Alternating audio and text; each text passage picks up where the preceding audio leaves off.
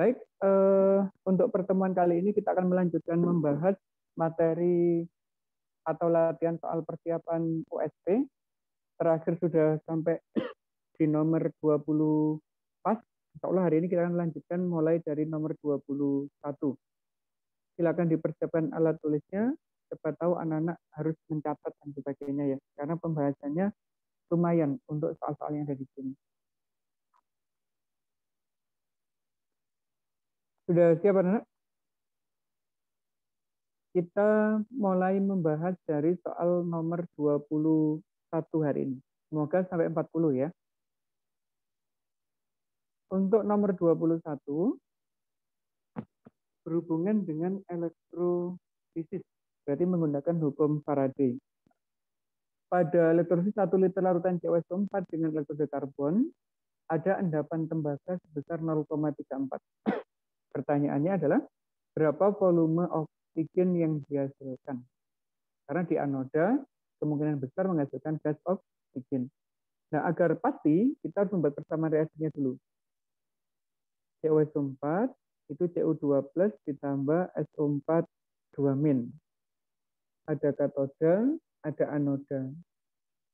Langsung ya, Cu-nya direduksi, membentuk logam Cu. Kalau anodanya ini air yang dioksidasi menjadi H plus dan O2. Ini 4, ini 2, di sini 4 elektron. Agar sama, ini dikali 2, ini dikali 1. Persamaan reaksi akhirnya di sini ada 2Cu2 plus, 2H2O, 2Cu, 4H plus, dan O2. Soalnya diketahui di sini. Yang ditanyakan di sini. Berarti kita mempunyai data yang bisa dicari molnya dulu. Yaitu molnya Cu. Kita hitung dulu ya. Masanya adalah 0,32 gram. Berarti dibagi AR-nya 64. Berapa ini anak-anak? 0,02 mol gitu ya. Nah kemudian kalau kok 0,02, 0,005 separuhnya ya, 32/64. Nah kemudian kalau kita disuruh menghitung mol volumenya oksigen, harus tahu molnya dulu. Ini koefisiennya 2, molnya sekian. Berarti kalau 1 separuhnya 0,0025. Kalau disuruh mencari volume dalam kondisi standar, itu SPP, ada kata-kata 0 derajat 1 atmosfer, itu SPP.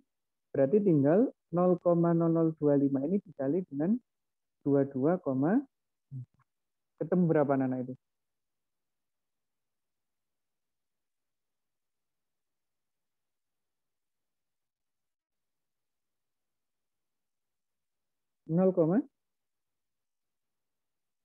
Yang A apa yang C jawabannya?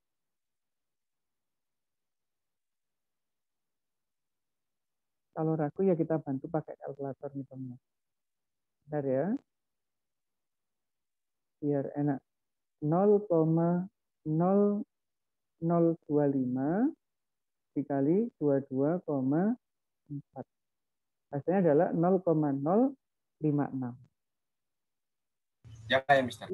Yang A. 21 yang A. Cara ngitungnya gitu ya. Nah, kalau di soal USP, ini masuk kategori soal urean, anak-anak. Akan ketemu model gini yang urean tapi. Disiapkan ya. Bukan CuSO4, tapi senyawa yang lain. Kayaknya begitu. Kalau tak lihat kemarin. Tak kasih kode ya. Ini di USP model begini keluar di soal urean. Siap-siap aja. Baik, kalau sudah, apakah masih ada pertanyaan terkait dengan nomor 21? Tidak? Lanjut ya, nomor 22 ya. Ini nomor 22. Suatu senyawa organik, rumus umumnya ini. Kita langsung tahu, kalau CnH2n plus 2O, itu kemungkinannya ada 2. Alkohol atau ether. Gitu ya. Hasil analisisnya dapat bereaksi dengan Na. Apa ini anak-anak kalau bereaksi dengan Na? Alkohol apa ether? Pasti golongan alkohol. Yang bisa dengan Na itu kan alkohol. Berarti yang dimaksud dari senyawa ini adalah golongan alkohol. Memiliki gejala isomer optik. Kalau ada isomer optik berarti harus memiliki atom C chiral. Syaratnya gitu kan. Terus dapat dioksidasi menjadi senyawa organik yang lain. Kalau alkoholnya primer berarti dia menjadi aldehid. Kalau sekunder berarti dia menjadi keton. Ternyata kesimpulannya adalah 2-pentanol. Benar nggak 2-pentanol itu memiliki sifat-sifat kayak begini? Nah, kita harus membuat strukturnya. 1, 2, 3, 4, 5. Di sini ada OH. Di sini ada H. Di sini ada 3. Di sini 2. Di sini 2. Di sini 3. Nah, sekarang kalau kita lihat, ini alkohol pasti benar ya. Sebagai pelarut itu pasti. Optik enggak anak-anak kalau di sini sekarang? Punya C chiral enggak? C chiralnya itu yang mengikat 4 gugus yang berbeda. Kalau ini nggak mungkin, nggak mungkin, nggak mungkin, nggak mungkin. Kemungkinan di sini ada gugus OH, ada H, ada CH3, ada ini. Nah, karena 4-4-nya itu berbeda, berarti dia termasuk atom C chiral. Berarti memiliki gejala optik. Karena dia adalah alkohol sekunder, kalau dioksidasi dia berubah menjadi keton. Berarti jawabannya, kesimpulannya adalah benar untuk nomor 22. Gitu ya. Cuma disuruh menentukan kesimpulan ini benar atau salah. Ada pertanyaan untuk nomor 22? Tidak? Kalau enggak tak lanjut. Nomor 23. Wah, ini gampang nih. Bapak-bapak, anak-anak? Benzena dan turunannya. Ini kan benzena gitu ya. Atom H-nya bisa disubstitusi oleh yang lainnya. Kalau yang mensubstitusi adalah CH3Cl, itu termasuk kategori reaksi apa? Nah,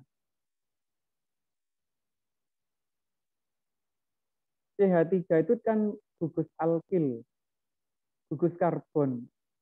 Berarti tipe reaksinya pasti alkilasi. Jawabannya tinggal A dan B. Mana di antara A dan B yang benar?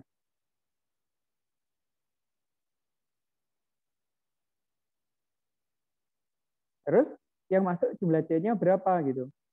Kalau etil berarti C-nya ada 2. Nah ini C yang masuk ada 1. Berarti namanya adalah metil benzena atau dikenal sebagai toluena. Berarti nomor 23 jawabannya yang A. Maaf, Mister. Yang nomor 22 tadi apa ya, Mister? Tadi yang saya ngelik, Mister. 22 itu benar. Kesimpulannya benar. Kalau 23, jawabannya A ya. Ada pertanyaan? Tidak? Bisa dilanjut? 24. Nah ini. Telur merupakan contoh makromolekul yang ada dalam kehidupan sehari-hari. Di dalam telur terdapat protein yang merupakan salah satu jenis polimer. Polimer ini terbentuk dari monomer tertentu dan proses pembentukannya dapat digambarkan sebagai berikut. Ini ya. Ini adalah monomer yang pertama, ini monomer kedua, ini adalah polimernya. Pembentukan protein ini. Pernyataan yang benar. Yang mana? Apakah termasuk polimerisasi adisi anak-anak di pembentukan protein ini tadi?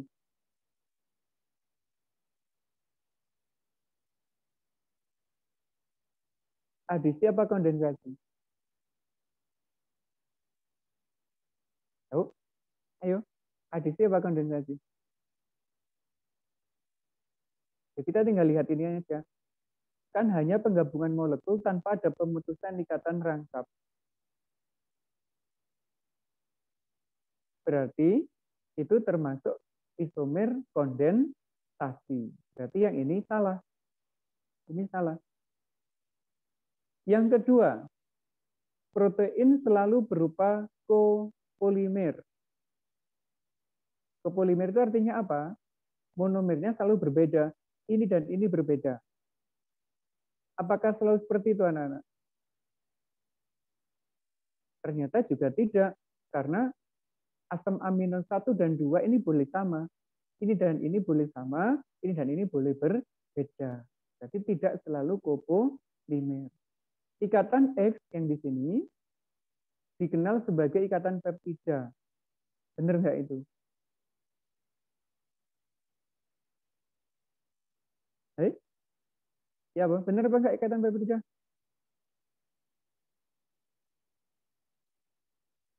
Pembentukan protein ada ikatan CO dan NH, penggabungan dua molekul ini dikenal sebagai ikatan peptida. Berarti yang ini benar. Senyawa Y adalah H2O. Nah, H2O itu dari sini, anak-anak. OH sama H lepas sebagai H2O. Berarti ini juga benar.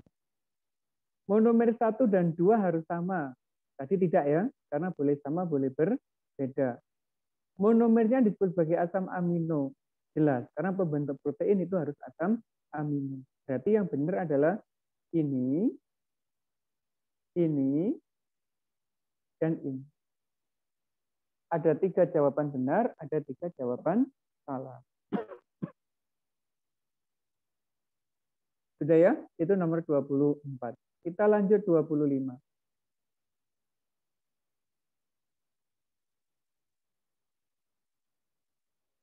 Seorang siswa melakukan percobaan tentang uji karbohidrat menggunakan molis Benedict dan iodin.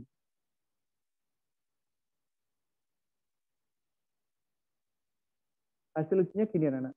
Ditambah molis ungu, Benedict merah bata, dengan iodin merah coklat. Apa kesimpulannya yang benar itu?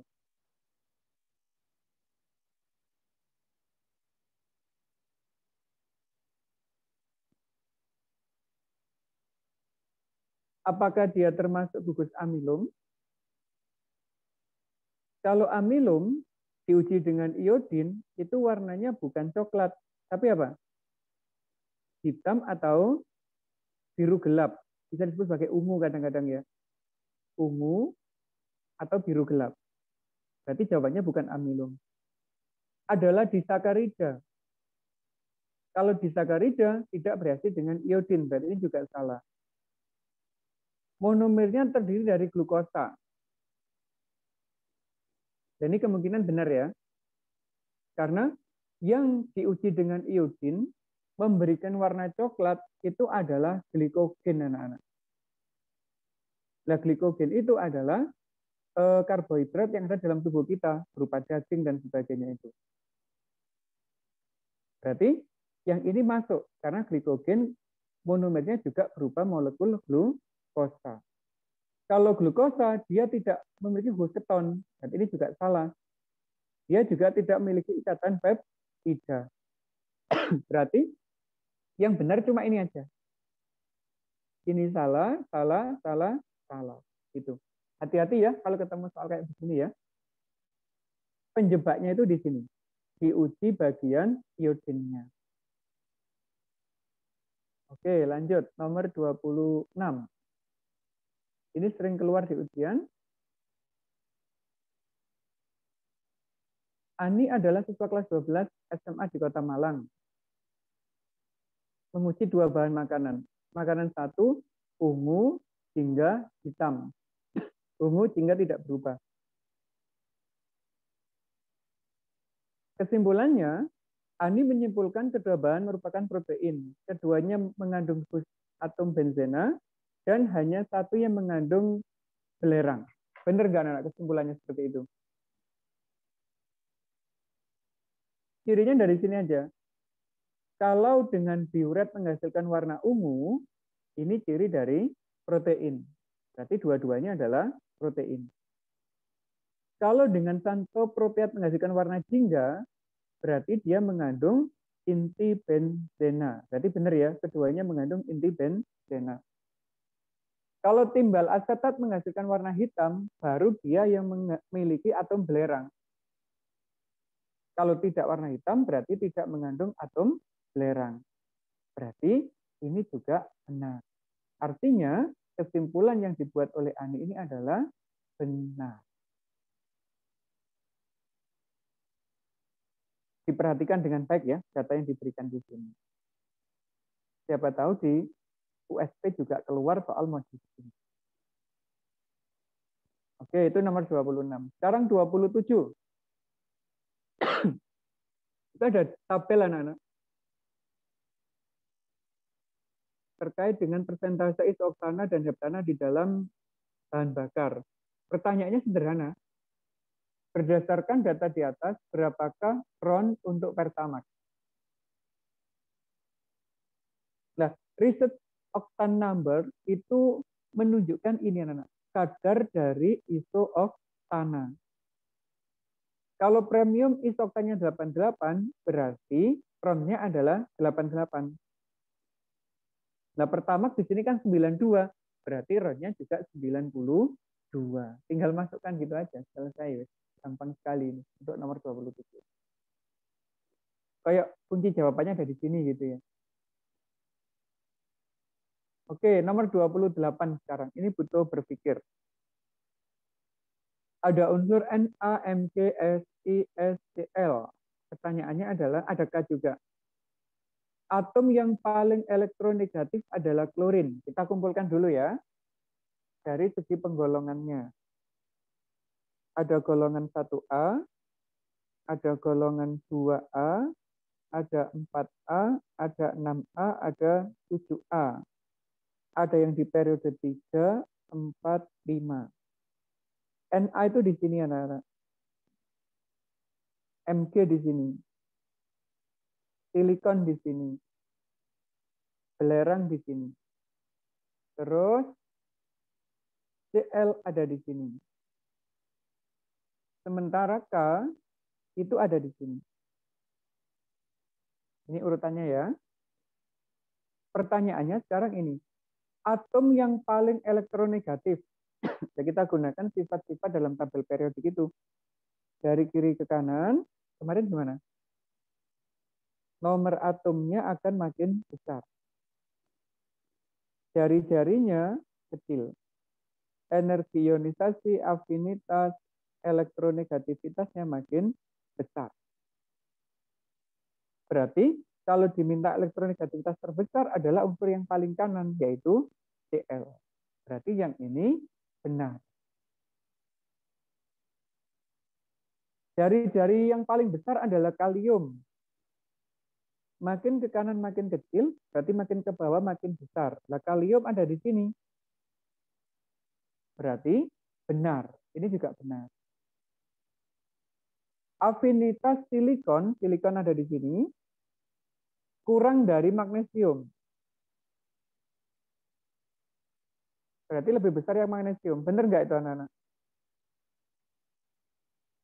Harusnya yang lebih besar adalah yang silikon. Berarti yang ini salah. Jari-jari belerang kurang dari klorin. Belerang itu di sini, klorin di sini. Makin ke kanan, jari-jarinya makin kecil. Berarti belerang lebih besar daripada klorin. Ini juga salah. Titik didih atom natrium lebih tinggi daripada kalium. Nah, kita lihat jari-jarinya lebih besar yang mana? Ternyata lebih besar yang kalium. Kalau jari-jarinya lebih besar, itu titik didihnya juga akan lebih kecil. Berarti yang ini benar. Kereaktifan silikon lebih besar dari belerang. Salah ya, karena silikon golongan 4, belerang golongan 6. Yang golongan 6 itu lebih reaktif. Silikon bersifat amfoter, ini benar. Berarti jawabannya, yang ini benar, salah, salah, salah, benar. Gitu ya. Silakan dicatat sendiri sesuai dengan hasil pembahasannya ini tadi. Yang penting kita bisa memahami sifat dalam satu golongan atau dalam satu periode di dalam tabel periodik. Itu anak-anak.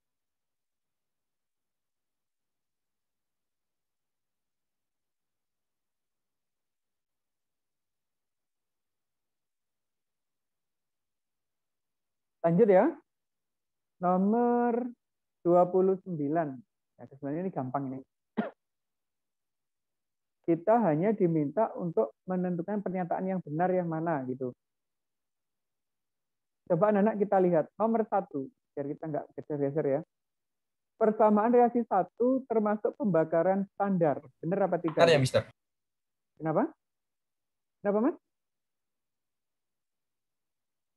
Nomor 27, Mister. 28, Mister. Saya keluarkan barusan.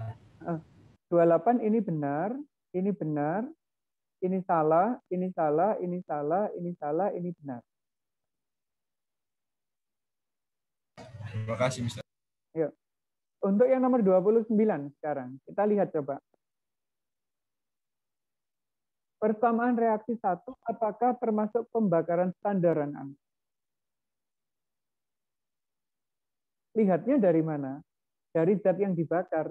Kalau yang dibakar ini 1, berarti dia pembakaran standar. Ya, 1 enggak C3H8-nya. Kita lihat koefisiennya. Ini ternyata 1 koefisiennya. Kalau 1, berarti termasuk pembakaran standar. Ini benar.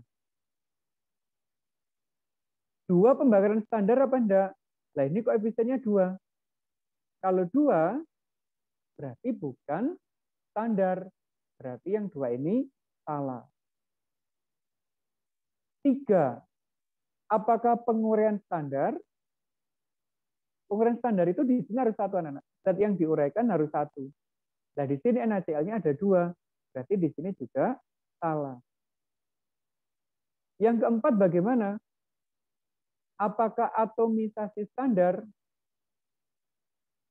Atomisasi itu bukan berubah jadi unsur, anak-anak. O2 ini unsur, N2 ini unsur. Kalau atomisasi juga harus berubah jadi atom, bukan jadi unsur.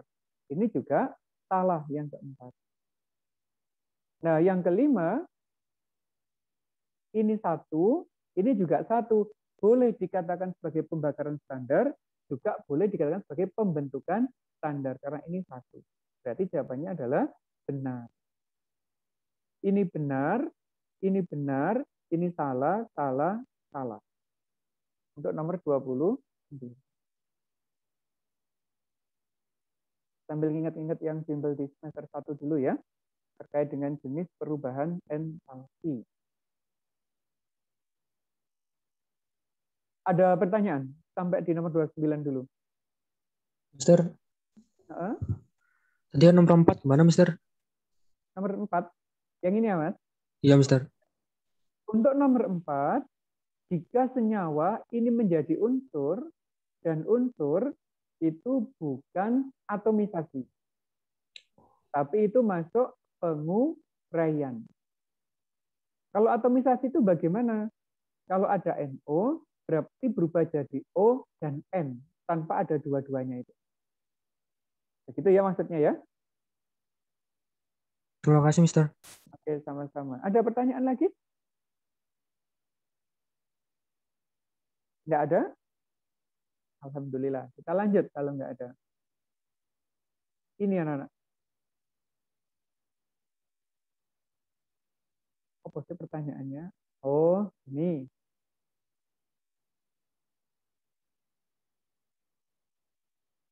Bagaimana kebenaran usaha dilakukan untuk menghasilkan amonia dalam jumlah besar? Berarti kita diminta untuk menggeser keseimbangan menuju amonia. Itu ya soalnya ya. Nah, persamaan reaksinya gini. Entalpinya negatif, anak-anak. Ingat-ingat ya, entalpinya negatif. Di sini molnya ada 4, di sini molnya ada 2. Yang pertama, menambah hidrogen. Hidrogen di sini. Kalau kiri ditambah, apakah amoniaknya bertambah, anak? Jelas tidak pergeseran ya.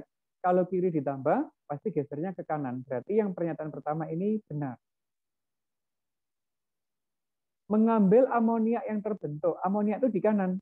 Kalau ini diambil, gesernya kemana? Juga ke kanan. Berarti kalau NH3 yang dihasilkan kita ambil terus, maka N2 dan H2 kan selalu berusaha membentuk NH3 yang baru. Semakin banyak ini yang kita ambil, berarti semakin banyak N2 dan H2 yang akan berubah menjadi NH3. Artinya produk NH3-nya juga semakin besar. Berarti yang kedua ini juga benar. Ini benar, ini benar. Bagaimana suhu reaksinya? Apakah harus dinaikkan? Nah, kita lihat ini anak-anak. Ternyata entalpinya negatif. Kalau entalpinya negatif, artinya reaksinya tidak perlu tambahan kalor. Berarti tidak perlu menambah suhu. Yang ini artinya salah pernyataan yang ketiga. Yang ini, memperbesar tekanan. Kayak kemarin, kalau tekanannya besar, itu volumenya kecil, akan geser ke koefisien yang kecil. Kita lihat ini, 1 ditambah 3, koefisiennya 4. Sedangkan di sini ada 2, lebih kecil yang NH3. Artinya, kalau tekanannya besar, akan bergeser ke NH3. Berarti yang ini juga benar. Bagaimana kalau volumenya besar? Kalau volumenya besar, akan geser ke koefisien yang besar, yang di sebelah kiri. Akan mengurangi jumlah NH3.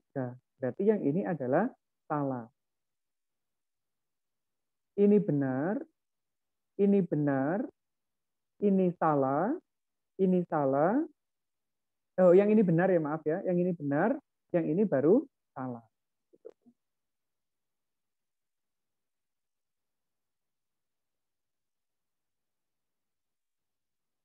Soal-soal kayak gini itu butuh analisis anak-anak. Pelan-pelan aja insya Allah terjawab. Udah ya, untuk nomor 30. Sebenarnya konsepnya keseimbangan biasa, cuma dimodifikasi jadi model soal yang lain. Lanjut 31. Udara merupakan campuran dari berbagai gas. Ada karbon dioksida, karbon monoksida, NH3, H2, dan sebagainya.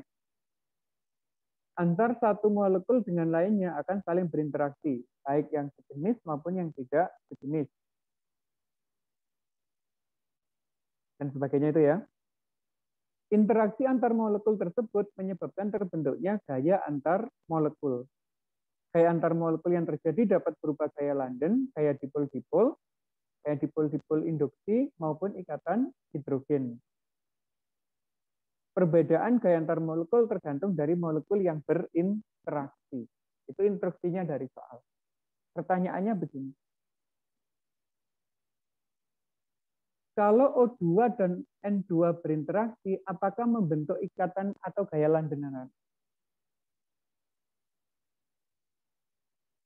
Bentar ya, ini saya yang gabung.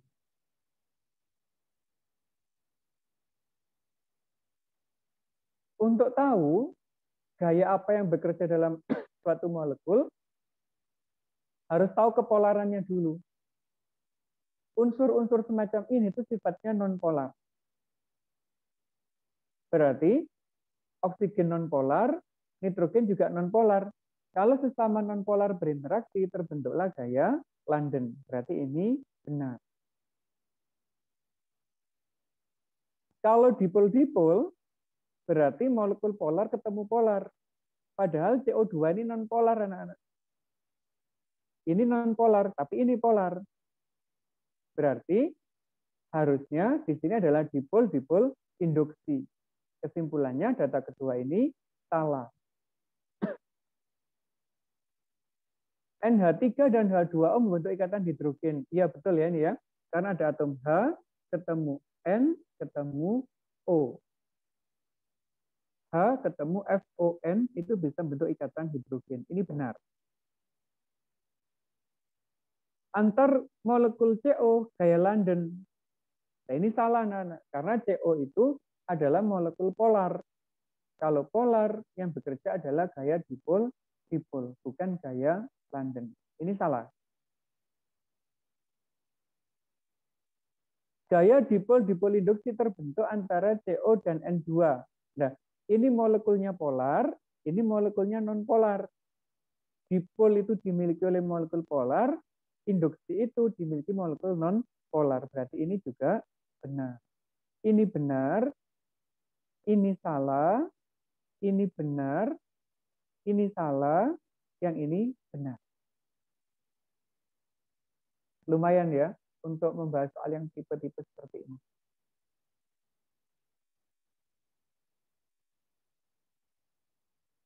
Lanjut, nomor 32. Ada unsur P dan F berikatan.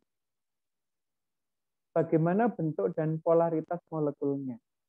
Berarti ini kita gunakan konsep yang ada di kelas 10. P itu nomornya 15, F itu nomornya 9. Kalau dikonfigurasi Ne 3S2, 3P3. Kalau ini pakai helium 2S2, 2P5. Ini valensinya 5, anak-anak. Terus ini valensinya 7. Nah, kalau berikatan bagaimana? Ada dua kemungkinan kalau berikatan. Nah, ini ya.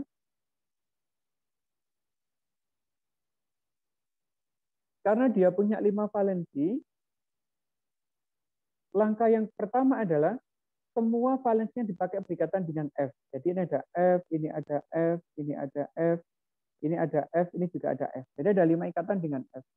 Atau hanya memenuhi kaidah oktet. Untuk stabil, dia hanya mengikat 3 atom F. Seperti ini. Membentuk PF3 atau PF5. Nah, sekarang kita tinggal lihat ini anak-anak, bilangan koordinasinya. Nanti mana yang ada jawabannya di situ? Didapatkan dari pasangan bebas ditambah pasangan ikatan. Ini juga sama, bebas ditambah ikatan.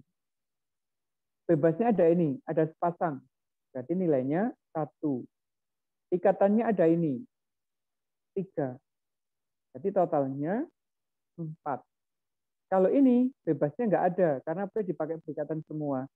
Yang ikatan ada 5 ini. Berarti koordinasinya 5. 4 punya 1 PEB, itu bentuk molekulnya jadi begini anak-anak. Nah gitu ya. Ini F, ini F, ini F. Apa geometrinya yang semacam ini? Namanya adalah segitiga piramida. Polar enggak? Nah, kalau ada lingkaran bebas kayak begini, ini momen ikatannya sangat panjang, sehingga tidak bisa dihapus oleh ikatan yang di bawah.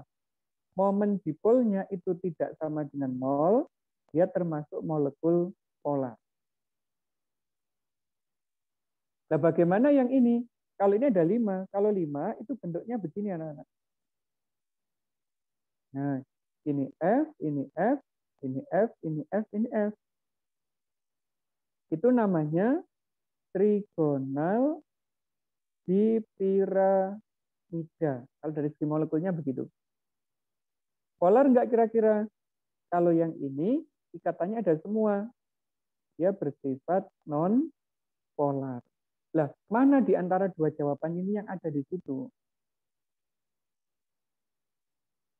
Ternyata yang ada malah yang dalam bentuk segitiga. Berarti jawabannya yang B untuk nomor 32.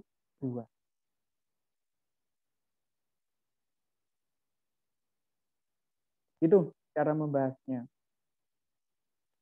Ada pertanyaan mungkin untuk 32 ini anak-anak karena butuh pemahaman yang ekstra. Materi kelas 10 ini. Dan kayaknya juga keluar di ujian yang model bikin IPOSP nanti. Siap-siap ya. Lanjut, 33. 33 gampang, terkait dengan jenis reaksi. Dipasangkan aja. Ini ada ikatan rangkap, terus dia berubah menjadi tunggal. Berarti kategori apa anak yang ini? Rangkap menjadi tunggal. Itu adalah ciri dari reaksi adisi. Berarti yang di sini reaksinya adalah adisi. Adisi yang ini ya. Terus yang ini bagaimana? CH4 ditambah O2 itu adalah reaksi pembakaran. Nama lain pembakaran adalah oksidasi. Berarti yang ini pasangannya 5. Ini pasangannya 3, ini pasangannya 5. Kalau ini ada asam karboksilat ketemu alkohol. Nama reaksinya adalah esterifikasi, namun dia masuk di kategori substitusi. Berarti yang C pasangannya 1.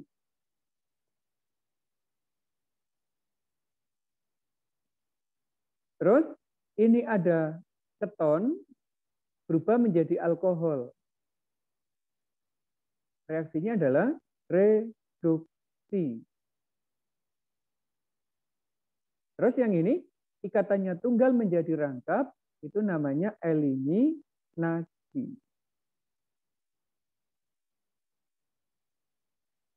Udah ketemu semua ya? Ini adisi, ini oksidasi, ini substitusi, ini reduksi, yang ini eliminasi. Tinggal dipasangkan aja masing-masing.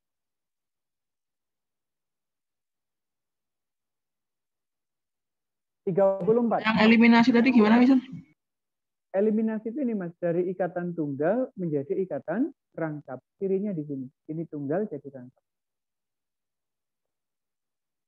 Itu ya Mas Bram ya.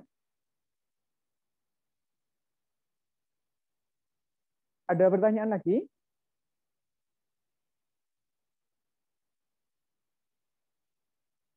Kalau enggak tak lanjut. 34. Biar kita selesai terutama yang pilihan gandanya. 34. Ini ada reaksi kayak tadi anak-anak ya. Reaksi alkilasi. Berarti ini benar ya. Ini benar. Alkilasi. Berarti ini benar. Nama produknya toluena. Ini adalah toluena. Apakah toluena itu beracun anak-anak?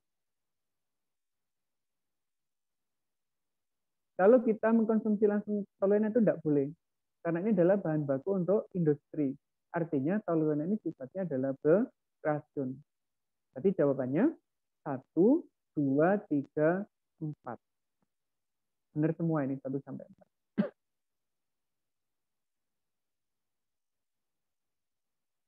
35. Hitung ini ya. Untuk 35,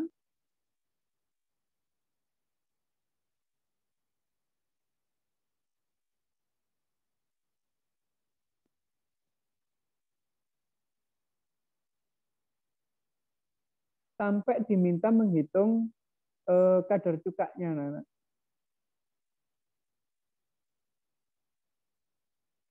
Tapi di situ ada ini yang harus kita dapatkan, data M1, M2, dan sebagainya.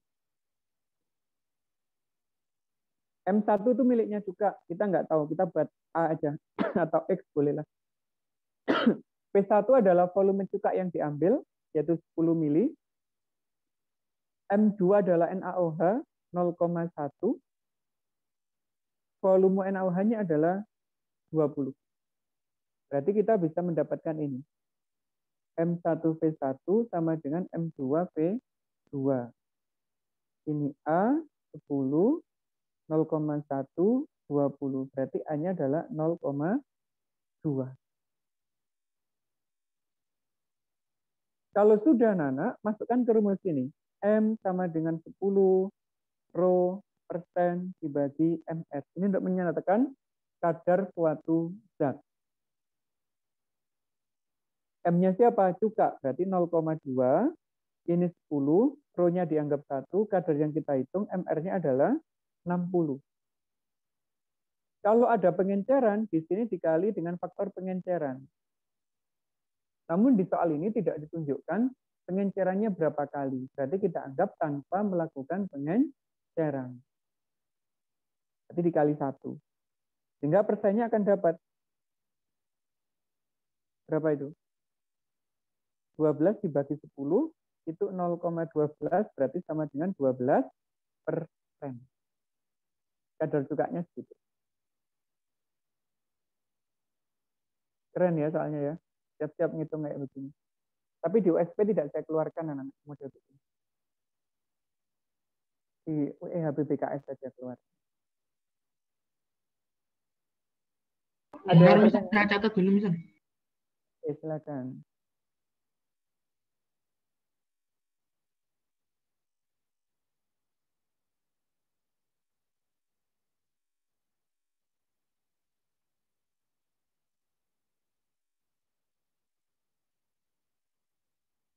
Sudah?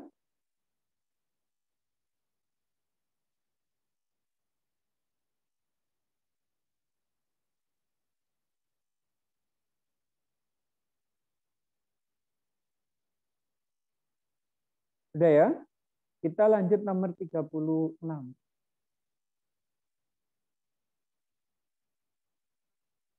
Ini kan mirip dengan tadi soalnya. Kok muncul lagi ya? Coba nomor 36. Suatu senyawa organik, rumus kimianya C512. Oh, berarti mirip ya tadi. Jawabannya sama ya, tadi ada 2 pentanol. Berarti ini sudah benar.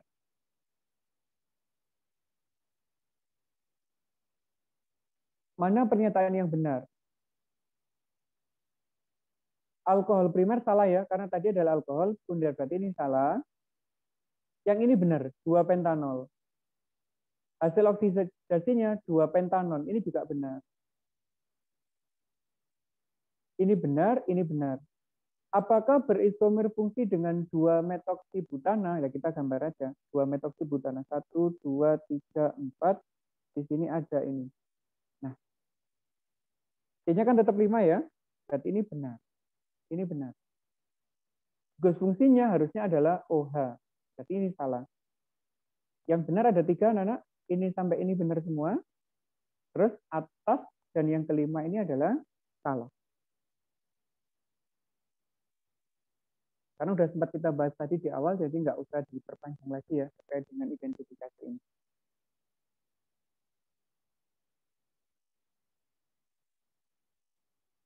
Untuk urean kita screening aja ya. Nanti yang perlu dibahas baru kita bahas. Kalau yang enggak usah. Misalkan yang ini anak-anak, ini agar bisa ketemu berapa molnya ini harus disetarakan dulu. Pakai metode reaksi redoks. Bisa setengah reaksi, bisa pakai perubahan bilangan oksidasi. Terserah anak-anak. Menyetarakannya pakai apa. Kalau sudah setara, bandingkan koefisiennya ini dan ini. Nanti akan ketemu. Kalau ininya 1 mol, lah ininya berapa mol? Pakai perbandingan koefisien. Kalau bisa ya, yang ini, karena mudah sekali. Terus yang ke-38.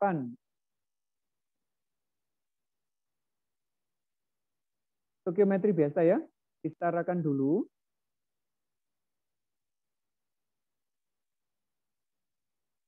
Kalau gas propananya 88 gram, berarti dicari molnya, kita bisa menghitung masanya karbon dioksida dan masanya air. Pakai perbandingan mol dan perbandingan koefisien. Insya Allah bisa ini, pakai stoikiometri biasa. Yang nomor 39, ini pergeseran keseimbangan, anak. Langkah apa yang dilakukan agar etanol menjadi maksimal? Etanol itu ini. Artinya agar geser ke arah kanan. Negatif. Berarti suhunya harus rendah. Yang pertama suhunya rendah. Ini molnya 2, di sini molnya 1. Berarti tekanannya harus besar, volumenya harus kecil.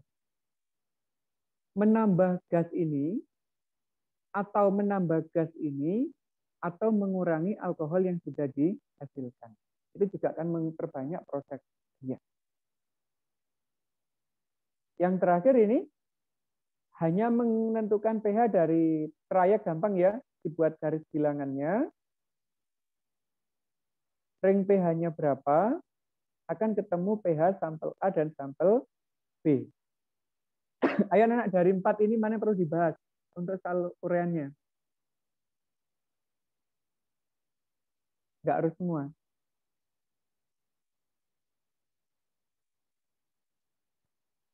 Yang 37? Kalau yang 37 cara membahasnya begini. Bentar, geser. Kamera saya geser. Ada C2O4 min, hanya dibuang dulu enggak apa-apa. MnO4 min, dia berubah menjadi ini. Mn2 plus dan CO2. Kita cari bilognya. Ini adalah plus 3, di sini adalah plus 4. Di sini adalah plus 7, di sini adalah plus 2. Perubahannya begini. Ini dikali 2 dulu untuk cari perubahannya. 2 kali 3 adalah 6. 2 kali 4 adalah 8. Berarti selisihnya adalah 2.